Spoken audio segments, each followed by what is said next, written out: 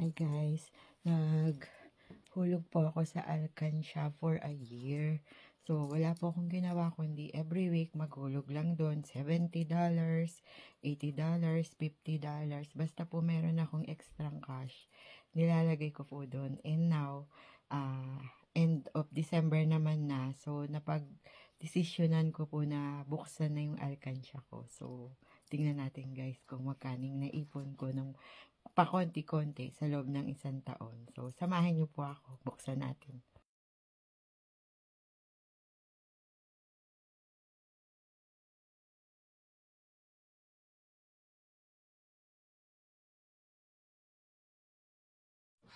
Ayaw mo ko tulungan? Buksan mo to. Be my own boss. Kaya, tulungan mo kami. Ano, kung paswerte pa din, nandiyan na yan naman. Babasagin to? Wow. Alcansya challenge.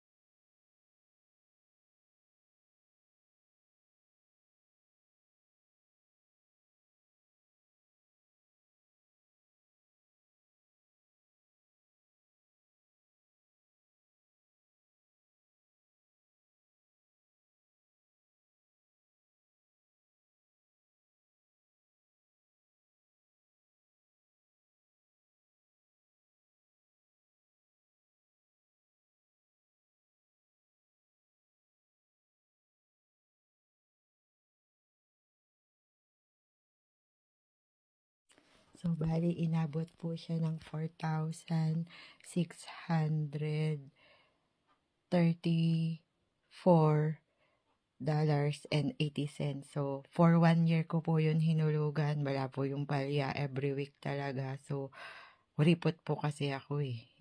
Wala po akong luho sa katawan. Di po ako bumibili ng mamahaling bag or mamahaling sapatos. Minsan binibigyan ako ng mga anak ko, kaya ako nagkakaroon. Pero pag para sa akin po, hindi ko po nahiligan bumili ng mamahaling gamit.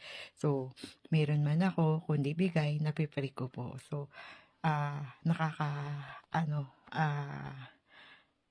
alis ng, ano nga po yun, nakakabagbag damdamin kasi in 1 year, ganun pala kalaki ang kaya nating ipunin. Kung pa $10, $70 isang linggo. So, i-challenge ko uli yung sarili ko next year. Sana mas malaking maipon ko. Thank you po. Bye-bye.